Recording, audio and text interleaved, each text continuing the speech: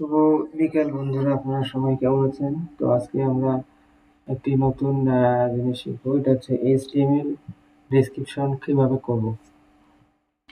তো প্রথমত হচ্ছে কাজটা হচ্ছে এরকম যে এটা হচ্ছে ফুল ডেসক্রিপশন, এই অংশটুকু। হ্যাঁ, এটা ফুল ডেসক্রিপশন থেকে আমরা সরাসরি কপি করবো। কপি করে নোটপ্যাডে নিয়ে যাবো। নোটপ্যাডে নিয়ে গিয়ে পেস্ট করলাম এবং শেষে এবং প্রথমের দিকে থেকে যে কোটেশন আছে এটা উঠে দিলাম। উঠিয়ে দেওয়ার পর এই যে এটা প্রথমে হচ্ছে আমরা এই ওয়েবসাইটের অংশটুকু কপি করলাম। কপি করে এই যে এখানে হচ্ছে আমরা এখানে এটা বসাই দিয়ে কনভার্ট করে দিলাম। কনভার্ট করে অর্থাৎ এটা ইউআরএল টু এইচটিএমএল হলো। আচ্ছা, কনভার্ট করে নিয়ে এই যে অংশটুকু আছে এখানে এটা মার্ক করা অবস্থায় পেস্ট করে দিলাম। হয়ে গেল, ওই অংশটুকুতে বসলো। এবং এই যে আরেকটা বিষয় এখানে খেয়াল করবো, এই যে এখানে হচ্ছে যে লেখাটা হাইলাইট হয়ে থাকবে, যেমন এটা হচ্ছে এখানে একটা ওয়ার্ড হাইলাইট হয়ে আছে। দেখা যায় কিছু কিছু হচ্ছে শিটে একাধিক লেখা হাইলাইট হয়ে থাকে।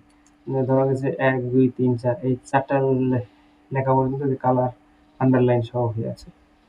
তাহলে তখন কি করতে হবে, সেই অনুযায়ী করতে হবে। যেমন এখানে যেহেতু একটা শব্দ আছে, তো আমরা এখানে হচ্ছে এই একটা শব্দ সামনে, ওটা হচ্ছে যেটা কপি করা ছিল HTML ইউআরএল, আচ্ছা যেখান থেকে যেটা কপি করা ছিল ওইটা এখানে বসাই দিব।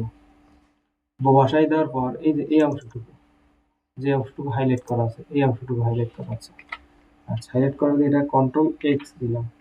দেওয়ার পর এই যে এই অ্যারো চিহ্ন এবং এই অ্যারো চিহ্ন, অর্থাৎ এই অ্যারো চিহ্ন থেকে এই অ্যারো চিহ্ন পর্যন্ত এই অংশটুকু বাদ দিব।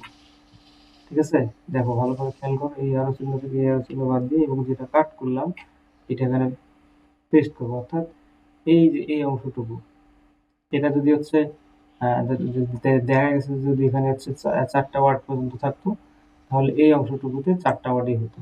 এখান থেকে কাট করে নিয়ে এসে এখানে চারটা অংশটুকু বসাই দিতাম।